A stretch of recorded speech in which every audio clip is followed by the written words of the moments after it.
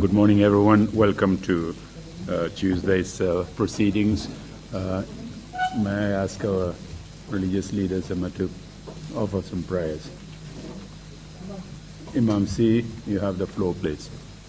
أعوذ بالله من الشيطان الرجيم بسم الله الرحمن الرحيم الحمد لله رب العالمين الرحمن الرحيم مالك يوم الدين إياك نعبد وإياك نستعين اهدنا الصراط المستقيم صراط الذين أنعمت عليهم غير المغضوب عليهم ولا الضالين وإن تستفتحوا فقد جاءكم الفتح نصر من الله وفتح قريب وبشر المؤمنين بسم الله الرحمن الرحيم قل والله أحد الله الصمد لم يلد ولم يولد ولم يكن له كفوا أحد بسم الله الرحمن الرحيم قل أعوذ برب الفلق من شر ما خلق ومن شر غاشق إذا وقب ومن شر النفاثات في العقد ومن شر حاسد إذا حسد بسم الله الرحمن الرحيم قل أعوذ برب الناس ملك الناس إله الناس من شر وسواس الخناس الذي يوسوس في صدور الناس من الجنة والناس إن الله وملائكته يصلون على النبي يا أيها الذين آمنوا صلوا عليه وسلموا تسليما صلى الله تعالى عليه وعلى آله وصحبه وسلم تسليما سبحان ربك رب العزة عما يصفون وسلام على المرسلين والحمد لله رب العالمين. Amen. Thank you very much, Imam C. Bishop, you have the floor, please. Thank you, Chairman. Lord God of all creation, you who create the whole world and who made human being in your image and in your likeness. We thank you for the nations of the world, and we also thank you for this nation, the Gambia, the smiling coast of Africa. We pray, Lord, that as we are hearing the truth of things that had happened here in the past years, that your healing power will spread across this nation, will touch the hearts of those who have been hurt. Your reconciliation power will go forth to reconcile the people of this land. Your forgiving power will stretch forth throughout the length and breadth of this nation to touch the hearts of those who had been seriously, whose human rights have been seriously tampered with. The Lord, they will, by your goodness and your mercy and your grace, have the heart to forgive those who tortured them. By your reparation power, Lord, you who is the owner of all good things, the wealth of this world, that you will make the provision so that there will be adequate reparation for those who need it. And as we continue to seek out the truth, may the truth come out, and may your people be nourished and be benefited thereby. In Jesus' name we pray, praise and thanksgiving. Amen. Amen. Thank you very much, Bishop Udiko, for that. And Council, I believe we're continuing with witness from yesterday afternoon. You have the floor, Council. Good morning, Mr. Chairman, commissioners, and members of the audience. We are continuing with the witness for yesterday, Mr. SAIKOU JAMMEH, Secretary General of the Gambia Press Union. Welcome back to the TRRC, Mr. JAMMEH. Thank you, Council. Are you able to continue with your testimony? Yes. And thank you for your willingness to come again. That is the second time to continue with your testimony. May I remind you that you are still under oath and that you are expected to speak the truth and only the truth. Are you ready to proceed? Yes, Council. Thank you. Yesterday, before we closed the day, you testified about several things, including what is the GPU all about its mandate, its achievements, and the problems the media has encountered during the JAMMEH era. We talked about, or you gave an overview of the human rights violations that journalists suffered during that period. You also talked about the general environment for the media during that time. And you significantly made reference to Gambia being ranked as third from the bottom, only ahead of Eritrea and some other country, I can't recall which. Equatorial Guinea. Equatorial Guinea. JAMMEH chose very well where to go. I mean, as the two countries that had a worse human rights record for journalists as compared to the rest of the world. Certainly, that is not a position to be admired or to be envied or to be bragged about. Hence, we are here. You also started giving us a description of the various violations that occurred, especially categorizing them to the to type of violations. You talked about murder or the killings of journalists. Therein we discussed two killings, Mr. Barrow and Mr. Dela Haidara. And you talked about enforced disappearances. There we talked about the disappearance of Chief Ibrahim Amane, who has not been seen up to this day. We also talked about the torture of journalists, and we talked about 13 incidents of torture. Does that characterize what happened yesterday? Correct, Counsel. So we still have a few more issues to deal with. One would be the arson attacks against media houses. Then the arbitrary closures of media houses and broadcast media. And the deportation of media practitioners. That should actually go in tandem with the exile of Gambian journalists. And then we have to deal with the arbitrary arrests, physical assaults, and harassment of journalists.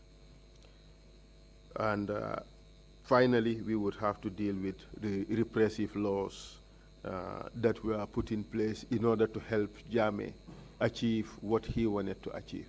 Are you ready to discuss those? Yes. So now let's talk about the arson attacks against media houses. Could you tell us about that?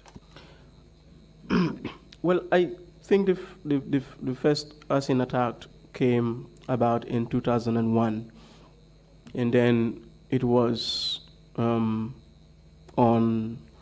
Radio 1 FM. Radio 1 FM was owned by Uncle George Christensen. Uncle George Christensen has now passed. I think he passed in 2016. And Radio 1 is so important to the Gambian media because this was the first private FM station we have not only in the Gambia, but in Africa as a whole.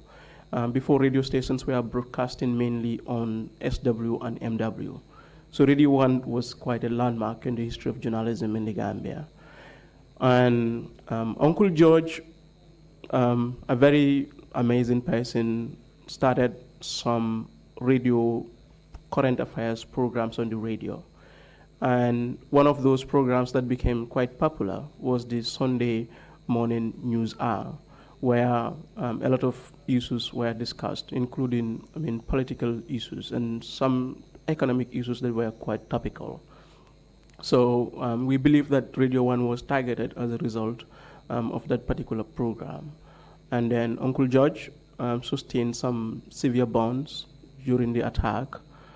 Yes. And then some of his equipment were damaged. Did you, by any chance, learn about any individuals who were accused or alleged to have committed the attack on FM? Unfortunately, no, because the state has even never investigated this matter. Do you know whether there's been calls for an investigation in this case? Calls by the Gambia Press Union did make calls for investigation into this case, but it has never been investigated. Has the radio station been reopened since then?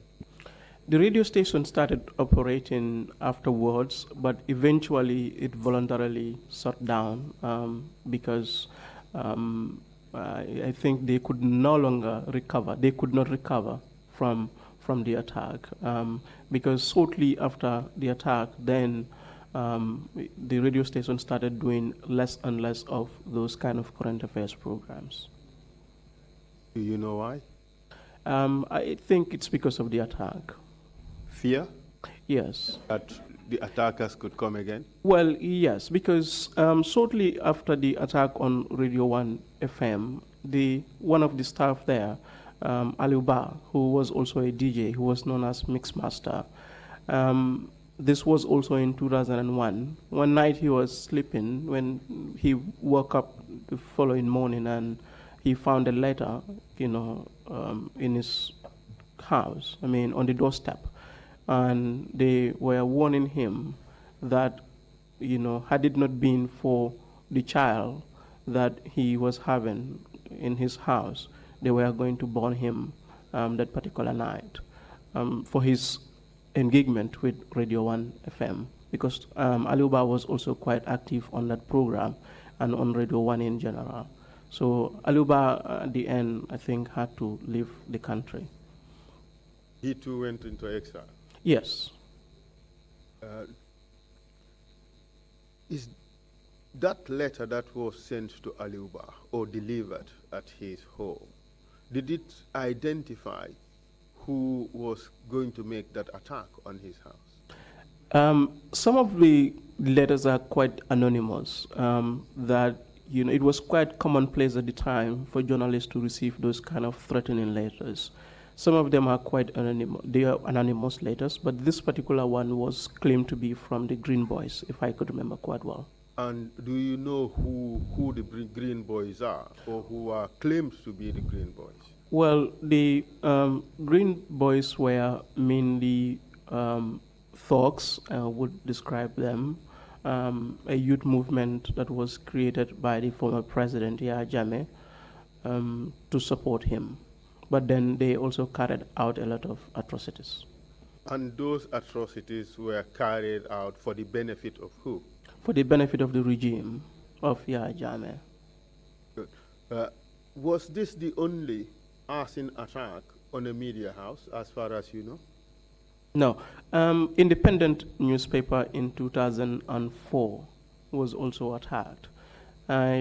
This was a very serious attack on Independent, because when they came, they tried to lock the staff that were working inside so that they could get burned. And they set the machine, the printing press of the Independent, on fire because they came with some gasoline and then they poured it around and they set it on fire.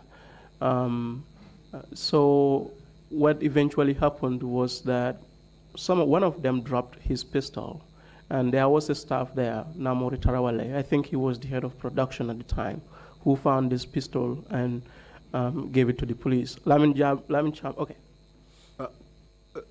The staff that was locked into the building, what happened to them?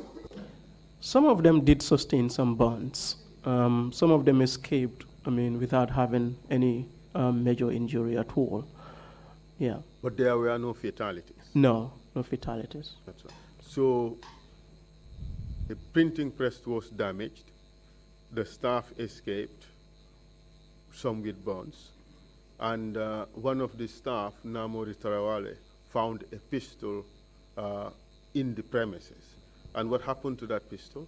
So Namori surrendered this pistol to the police. And Lamin Cham testified yesterday, and he said that this was the pistol that Data Hydra took photograph of and published on the Point newspaper the following day. And then we do know also that in that year, Hamad Ba, who was in National Assembly at the time, then he was leader for the National Reconciliation Party, still the leader, but he was a National Assembly member. He took to the floors of the National Assembly and named Salamanjang as one of the people that took part in that attack. And in fact, he named 3 individuals, Sana Manjang, Sirif Gise, and Khalifa Bajinka. Yes, those were the 3 people that he named as the people that were behind that attack. Of course, this is hearsay evidence, but we would want to imagine that Mr. Ba wouldn't just plug these names and bandy them at the National Assembly. He definitely would have had some good information. Whether that is actually correct or not, we don't know, but we should not take it lightly. These 3 individuals, do you know in which institutions they worked? They were at the time working at the Presidential Guards. And the Presidential Guards were those who were responsible for protecting JAMMEH? Yes. So now we have these 2 arson incidents. Radio 1 FM being the first on 10 August 2001, and Independent newspaper on 13 April 2004. Were there any other ones as far as you know? An arson attack also happened with Ibrahim Silla. This was also in 2004. Ibrahim was the correspondent for the BBC, but we all know that he cut his teeth in journalism at Citizen FM. And Ibrahim was sleeping when they came at night, and then they set his house on fire.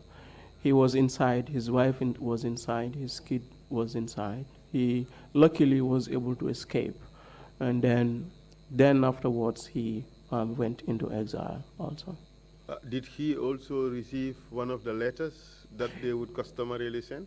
Yes, Ibrahim did receive a letter, but not only Ibrahim. I think also Demba Jao also received a letter from some green boys telling him that he should warn his journalist that very soon, these days, one of these days, they are going to teach, one of them a lesson for the way they were criticizing the former president.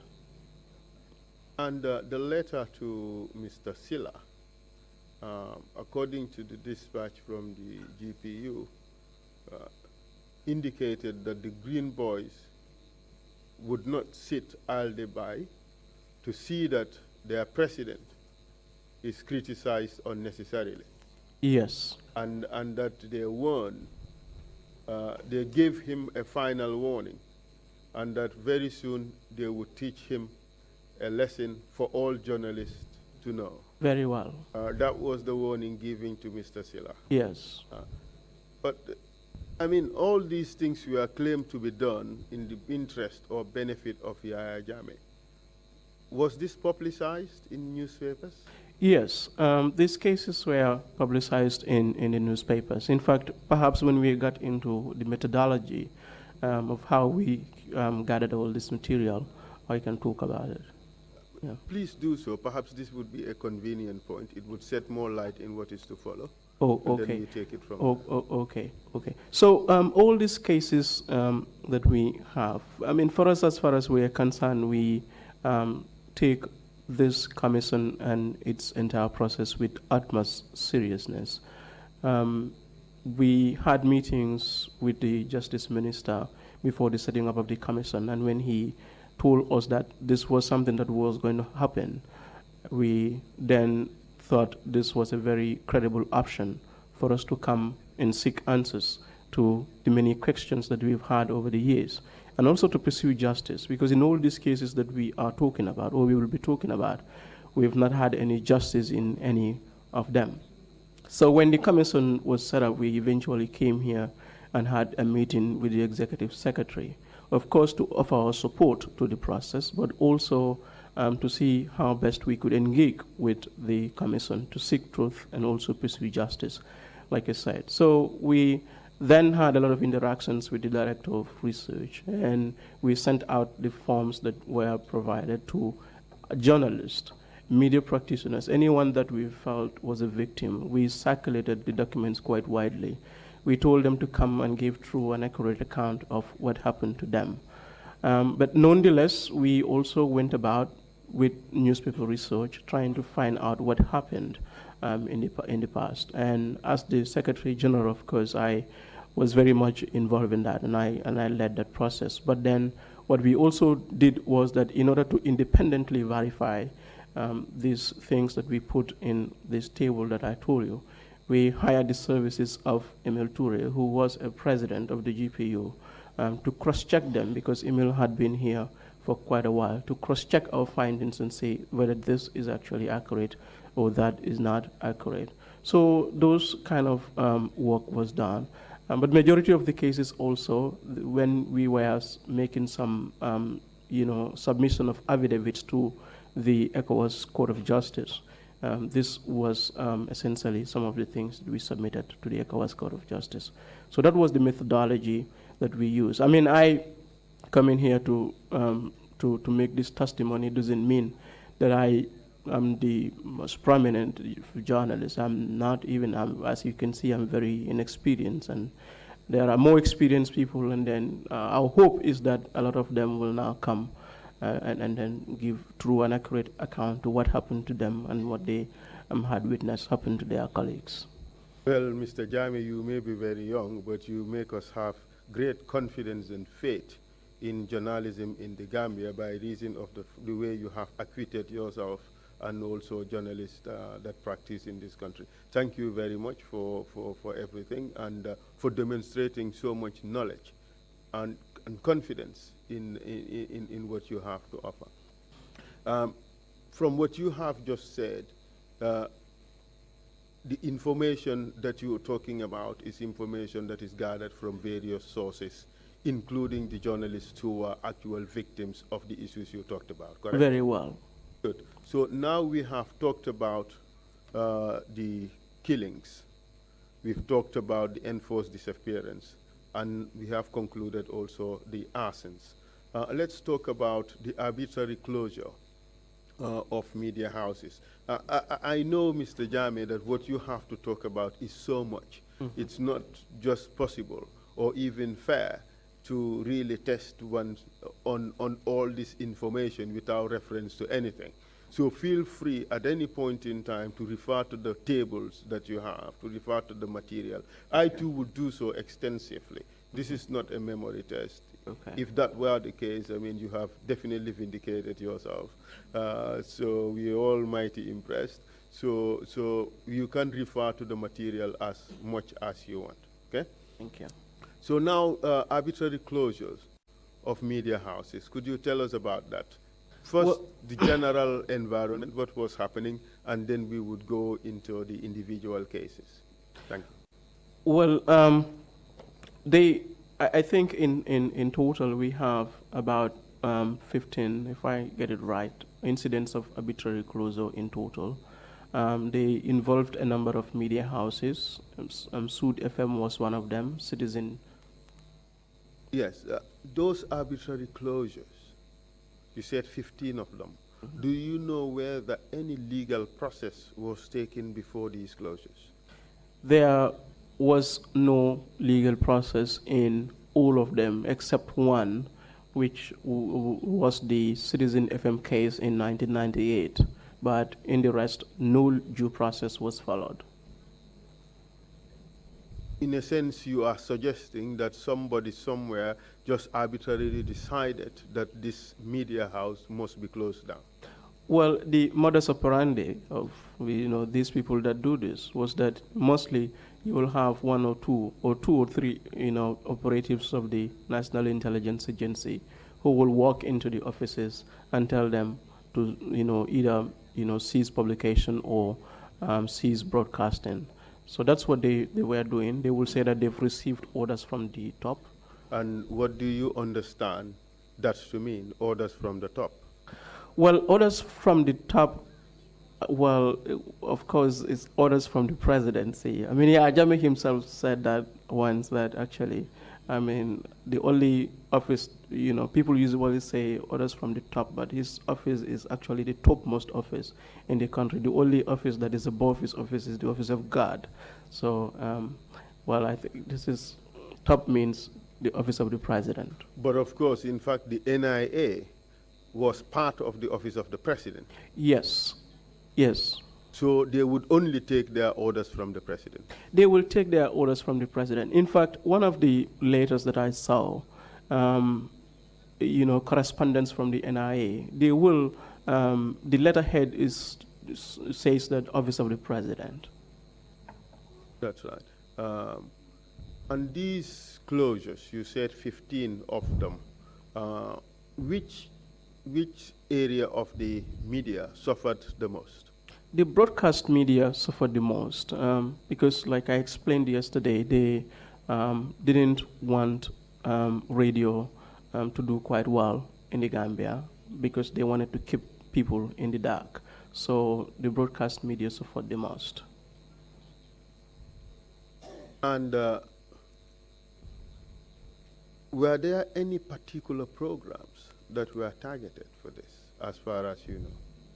Yes. I mean, the particular programs are mainly programs that are about reviewing of newspaper stories in local languages.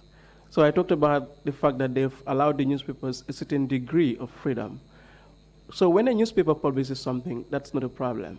When a radio station picks that newspaper and reads it in local languages, then that's a problem.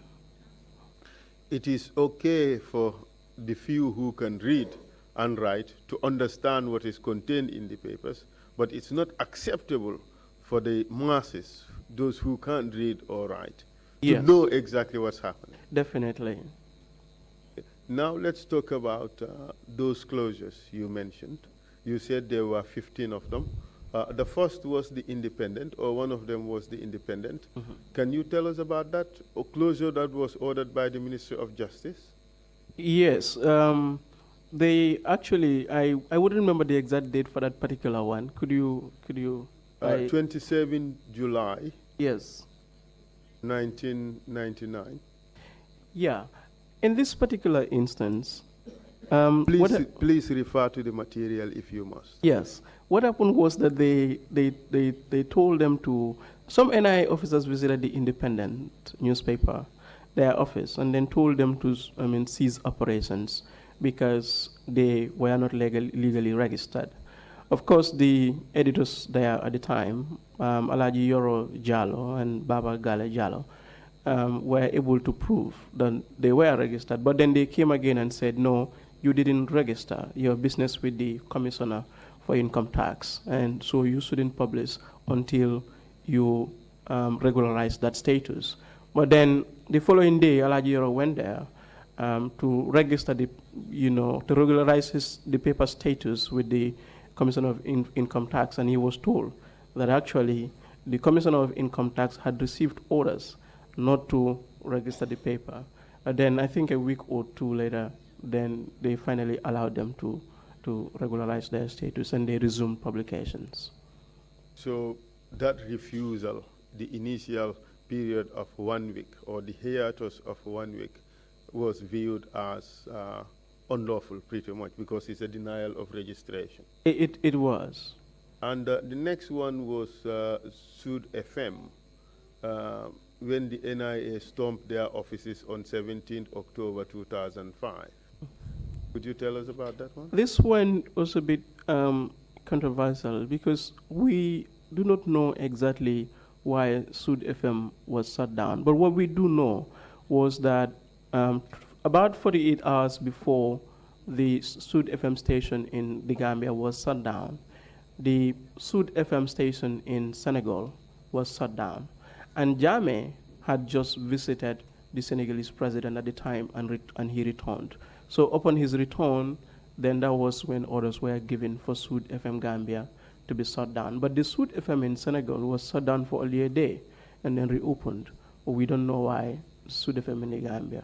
So we just try to, make some connections. But in these closures, don't they really give reasons as to why? No, they don't give reasons. They just say it's orders from the top. And Citizen FM, 23rd October 2001, you talked about that earlier, Babu Kargay. So tell us more about it. What happened? Citizen FM was shut down twice. The 2001 closure happened shortly after was in fact during the presidential elections in 2001, because Citizen FM was broadcasting the results of the 2001 elections. Was that live broadcast? Yes, they were doing that, and the Independent Electoral Commission had said that they were the ones who were supposed to do that. No media house was allowed to broadcast the results, but Citizen FM went ahead and they were broadcasting the results of it. And as a result of that, they were closed. And when they were closed that time, they were never opened again. But then this was the same election when Usainu Dabo, the leader of UDP, when he testified here, he said he believed that he was cheated in 2001. But the 1998 closure of Citizen FM actually came about. I think there's a background to the story. The background was that there was a Congolese diamond dealer who was coming from DRC, and then he was given diamond and money by a lot of Gambians to come to the Gambia when he was coming. So when he came, he was intercepted by the security forces, I think the NIA to be specific, who took the money and the diamonds from him, and then they told him to go back. But to the man, he would have rather died than go back, because when he goes back, then how was he going to explain to the people that this was what happened to us? And then our understanding is that a lot of media houses at the time were approached by this gentleman to publish the story, but a lot of them toned it down until he met Citizen FM, Babakar Gay, and then Babakar Gay gave him a platform. But I understand they even had an interview with the NIA who confirmed the story, that they took the diamond and the money from him and gave it to JAMMEH. So Citizen better not publish that particular story. So they defied it, and then they went ahead and broadcast it on Citizen, but also it was published on New Citizen, because Citizen had a sister newspaper called New Citizen. But what we do know is that when they came to close Citizen FM, what they said was that Citizen FM refused to register with the under the Telegraph Act. So they eventually charged the Citizen and its owner to court, at a magistrate's court. The court actually decided in favor of the state that Citizen had violated the laws. But then when the matter went to the High Court, on appeal, then the High Court overturned the ruling of the magistrate's court. In fact, the conviction was on a very trivial or flimsy violation. The fine was no more than $300 at the time. Yes. But the conviction was overturned at the High Court. At the High Court, yes. But Citizen FM, Citizen, the paper ceased operating from 1998, didn't it? Yes. And then the station continued operating until 2001 when it was finally shut down. Yes. And what happened to Mr. Babukar Gay?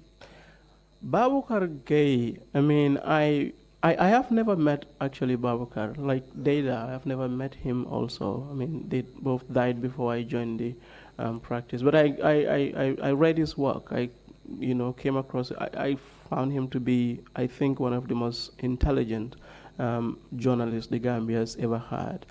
And he died in 2007, in October 2007, really, yeah. But as far as you can recall, Citizen FM never went back on air. after 2001? Yes, in fact, what happened after the closure was that the security personnel came and they barricaded the compound, so they wouldn't let anyone to go in. Even the compound owner struggled very hard to have access to his compound. And their crime was live broadcast of election results. Yes. We've never had live broadcast of election results again until 2016. Yes. And 2016, what happened? Well, JAMMEH got defeated. Maybe there was reason not to do live broadcast. So now let's talk about the independent again in March 2006. So this was when the NIA again came and they arrested some staff, including the managing director at the time, Malik M.K. Sise and Musa Sedikan. The two were tortured during their detention there for 3 weeks. And when they shut down independent from that moment on, the paper remained closed. It looks like the independent suffered quite significantly in terms of arrests and closures.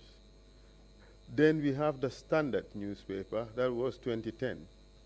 Yes. Do you recall that one? Yes, the Standard is actually owned by Sarif Bojang Jr., Sarif Bojang, who came back from studies.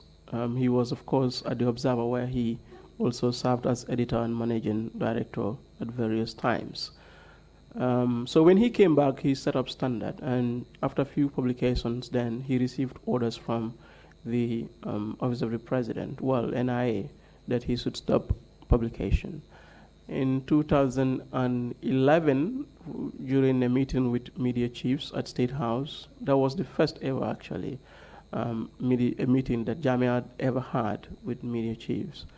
Then at the end of the meeting, that JAMMEH announced that he was actually ordering the reopening of Standard newspaper, and that was how it happened. So he knew Standard newspaper was closed? Well, yes, he knew. And he ordered its reopening? Yes. There was no legal process? Yes. Now let's talk about Teranga FM.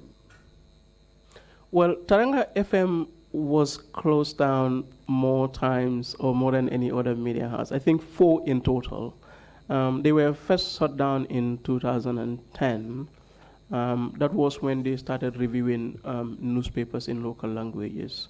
When they were shut down, they were told not to do that program. And they were reopened, I think 6 months later or so.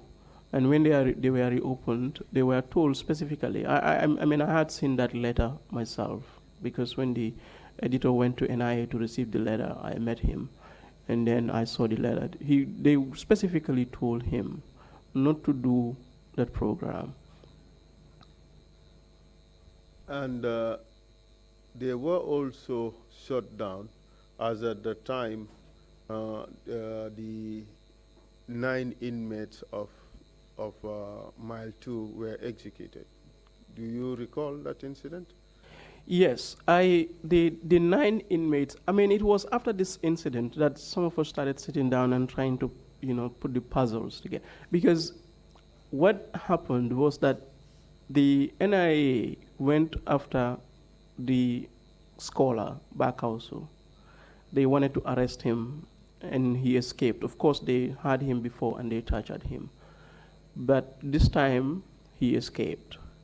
And it was the same day that they went to Teranga FM and they ordered them to stop operations.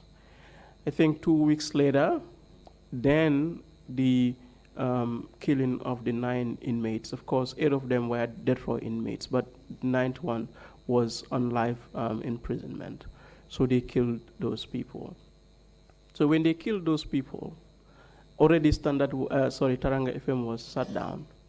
And then in September, then they came after the Daily News and the Standard and shut down those 2 papers, because there was a spirited debate in the media. Some were even saying that, JAMMEH and, his people should be, sanctioned. And these were carried by these papers, and then they eventually shut them down. From what I have seen, it looks like any criticism of JAMMEH would lead to an arrest or a closure of a media house? Well, yes. I think this particular one, in fact, was very much calculated. Because I think the reason they targeted the imam was that he was so vocal on human rights issues, and he was going to speak about it. So they targeted him, and the imam ran away. But they also targeted Taranga because at the time, Taranga was still doing the local news review. They thought that perhaps if the newspapers had just carried what happened, then, I mean, if no radio was carrying it, then it was going to be fine. So Taranga was closed about 2 weeks before that particular incident. But when the incident happened, and 2 weeks or 3 weeks down the line, they saw that actually the media was still on this thing, and they came and shut down 2 newspapers. Interesting. Then the last one, in 2017, at around the impasse, what happened? Well, 2017, what happened was it was like an uncaged bird. I mean, because when JAMMEH lost elections, all the radio stations that were not doing serious current affairs programs, they all started broadcasting news, and they were talking about all the things that people were talking about. And of course, JAMMEH had already lost elections, but he was still in town. And then they received orders from the NRA to cease operations. Paradise FM closed? Paradise FM, Hilltop, Afri Radio, and Taranga. Taranga the 4th or 5th time? The 4th time, yes. That's right. So you also suffered deportation or exile of media practitioners. Let's first talk about the deportations. It looks like soon after the coup, deportations started. Could you tell us about that? Yes, the first deportation happened in October 1994. They came in July, August, October. Kenneth Best was deported. And who was Kenneth Best? Kenneth Best was the founder and proprietor of the Daily Observer. And I must also say that, I mean, foreign journalists or non-Gambian journalists working in the Gambia had played a very crucial role in the development of the journalism industry. We all know that Radio Seed was the first private, and Radio Seed was set up by someone who was in the Gambia, and I think a Swede. And then Kenneth Best established the Daily Observer, and Daily Observer became the first daily newspaper in the Gambia in 1992. Of course, in 1991, The Point was there. The Point wasn't daily at the time. It got to a point now, anyone you meet, you know, even if you are having The Point or independent, people will tell you, let me read your Observer. So that's the kind of impact that these foreign journalists have on journalism in the Gambia. Was it known, the reason for deporting him? Kenneth Best, of course, was someone who wouldn't waver on his journalism principles, even after the change of government, and the environment was hostile, because it was a similar situation that he ran away from in Liberia, where he's from. And then he was running an Observer in Liberia. I mean, he's still running that paper now. So he came to the Gambia because of threats on his life in Liberia. So he came and established Observer here. So he wouldn't waver on his editorial principle. How about Chemo Cisse, a Sierra Leonean, in 1995? Chemo was also deported. We don't know exactly the reason for his deportation. But yeah, he was also one of the people that were deported. But this was a time when Sierra Leone was still at war. Yes. In fact, Kenneth was also returned at the time when Liberia, when the guns were still not silent there. There is also Chikuluba Kenechukwu, a Nigerian. So Chikuluba was quite popular for his commentaries at the Observer at the time.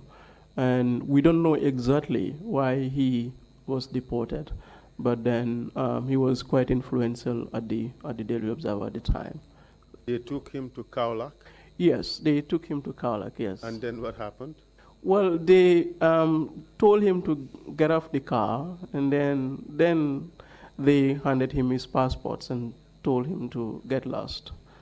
I mean, the immigration officers did that in Kaulak, yeah. Interesting way of deporting someone. Let's talk about Mohammed Saidi, a Ghanaian. Mohammed Ellicott Saidi, a Ghanaian.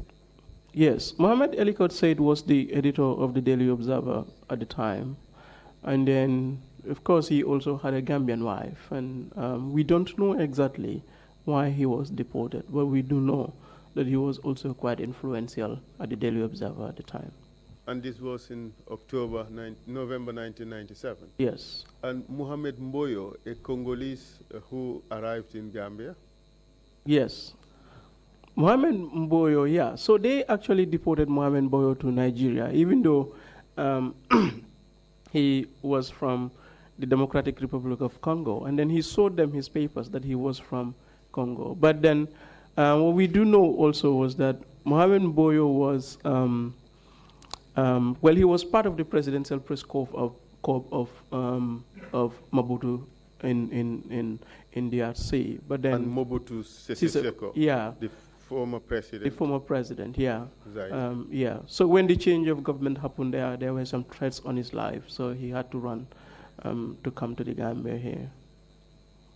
And Sule Musa? Sule Nigerian? Musa is quite funny because this was a Nigerian also working at the Daily Observer at the time. I think what happened was that Sani Abacha, the president, also a dictator in Nigeria, had died.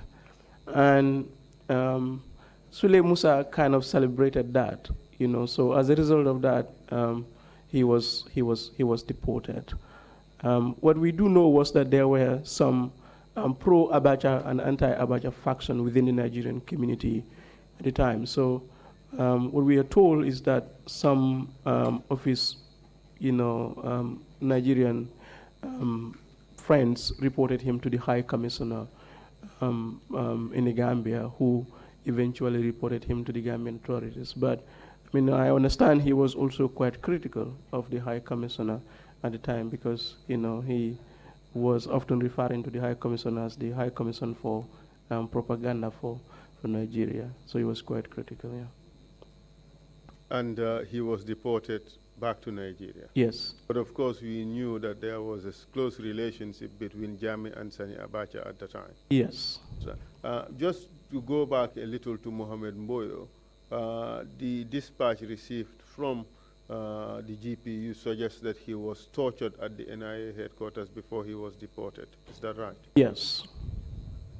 Now let's talk about Ibrahim Ernest, the Sierra Leonean who was also deported on 27th September 1995. Do you remember that one? Yes. He used to work for The Point. Yes, tell us about it. Yes. The Point newspaper published a story that there was a riot at the central prisons, the Mile 2, and as a result of which some staff were arrested, including Ibrahim Ernest and Pap Sen. I couldn't remember the third one, but 3 of them were arrested. They were charged to court, prosecuted, and luckily for them, they were acquitted and discharged.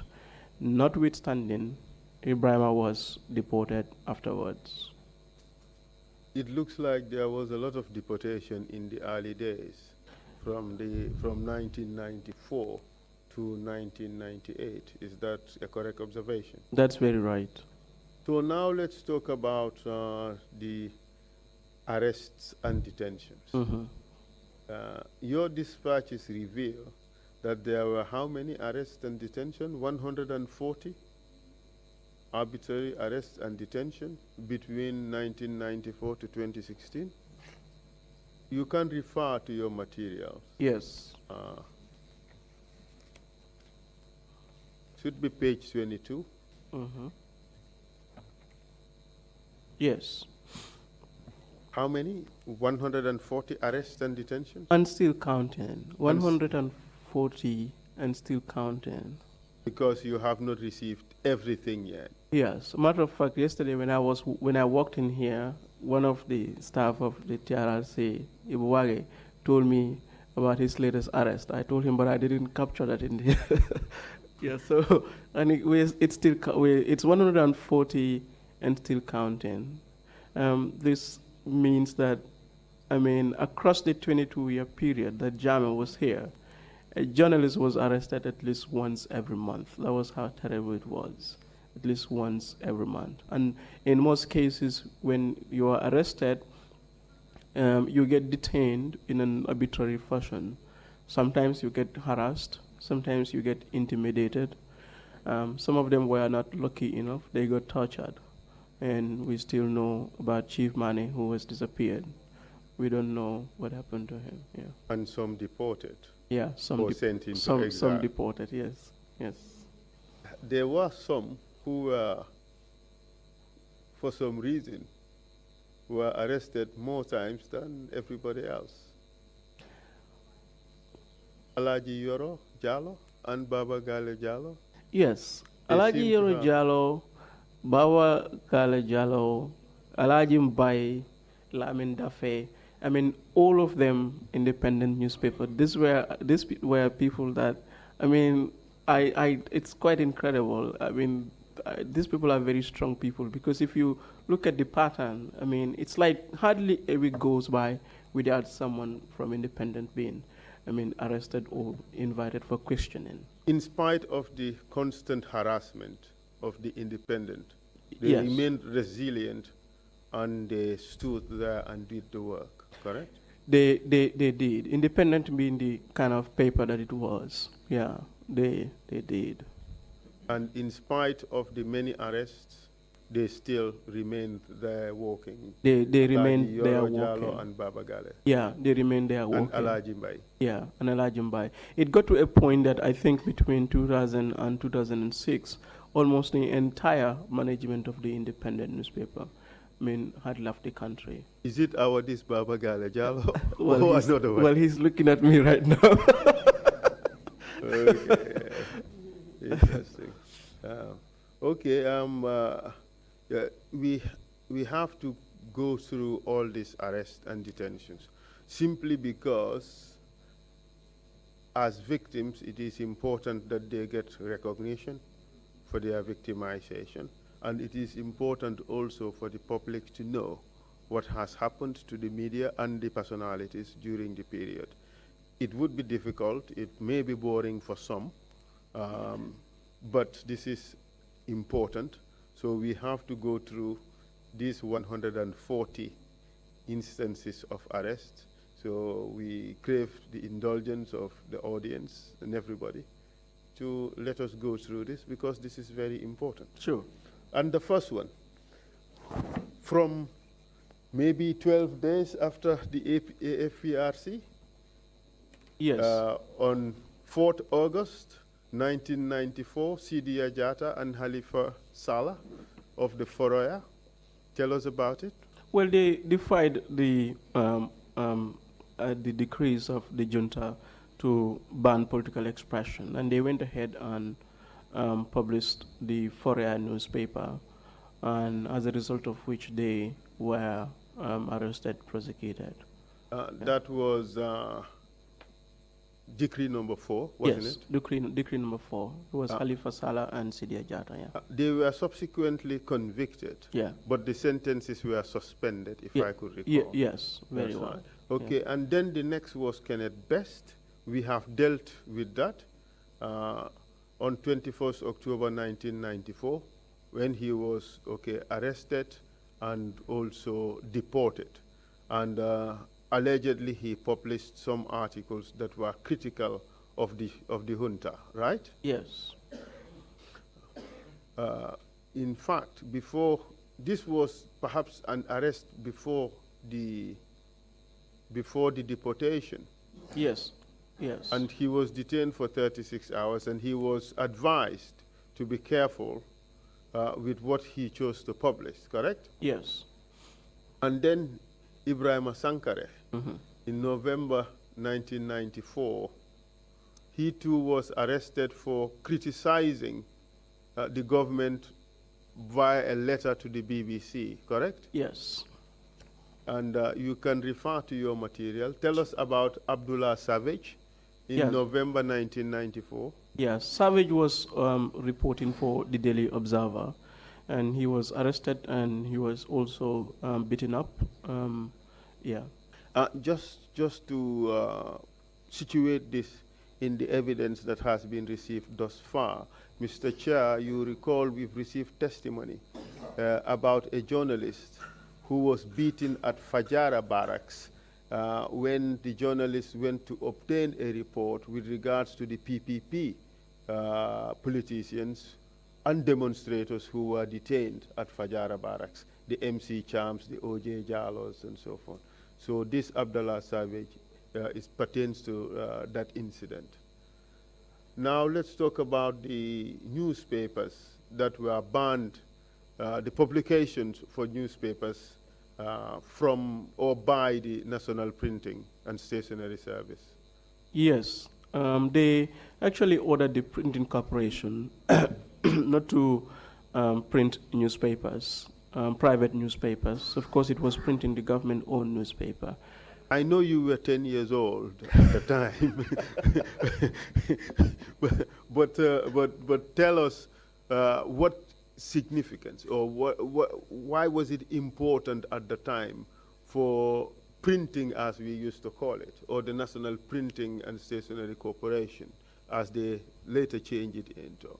What service was it providing to the print houses, and why was this ban significant?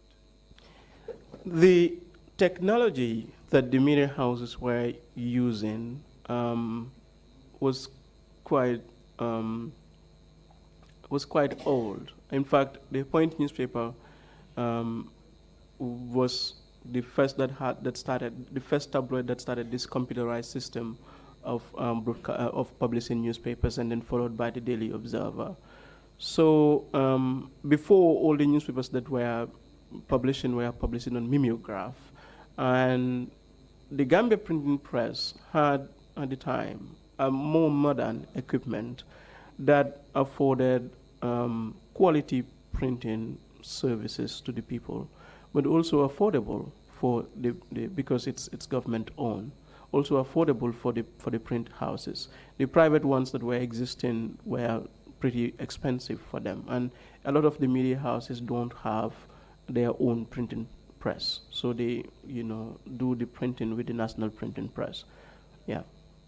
And when this ban came, what effect did it have on the printing press? I mean, I wouldn't be able to tell exactly with any significant detail what effect it will have. One thing I will know is that one of the things that it might have on the press is that the quality of the newspapers will be affected greatly, and the timely nature in which they deliver services to the people will also be affected quite well. And the cost of production. And the cost of production, yeah. And for some of them, really, the place to print their paper was no longer available. They have to go looking for some other place that would accept a contract to print for them. Very well, yeah. So this was a major setback for those newspapers that did not have their own printing press. Yeah, it was a major setback. Actually, printing press is a target for them. We know about the independent attack. It was the printing press, a newly one that was bought by independent, that they targeted, and then they set it on fire. Now let's talk about Babukar Sankanu of The Point, arrested and detained. Yes. For reporting on Voice of America. Yes. And it's point number 6 on your dispatch. Yes, I've seen it. He was detained incommunicado for a week and interrogated. Mm-hmm. Well, And, yeah, yes. he did give a report to the Voice of America um, about the failure of the junta to return the country to civilian rule, which didn't go down well with them, and he was arrested and detained. Criticize JAMMEH, you get arrested and detained, Yeah. or tortured, Yes. or exiled, or deported. Yes. Correct. Number 7, Chikeluba, Yeah. we talked about him. We spoke about him. Yeah. He was deported, right? Yes. Now let's talk about, well, he's had a running with the authorities. I mean, on more than one occasion, isn't it? Chikeluba. Yes. Yeah, at first he was arrested and detained and questioned, and then later they called him back. They arrested him again, but this time they, deported him. And then 6 May 1996, Aliou Badara Sow and Bruce Asemora, they were arrested and detained incommunicado for 16 days. Could you tell us more about that? Well, they were arrested by plainclothes police officers for an article that they wrote about fraud at the Gambia police. So they were held incommunicado for 16 days. Well, I am pleased that Bruce himself is in the hall. I think so. He was here yesterday. I have seen him around. Yeah. Interesting. Yeah, Bruce is in the hall. Wonderful. Yeah. Wonderful. Yeah, and yeah. Interesting. And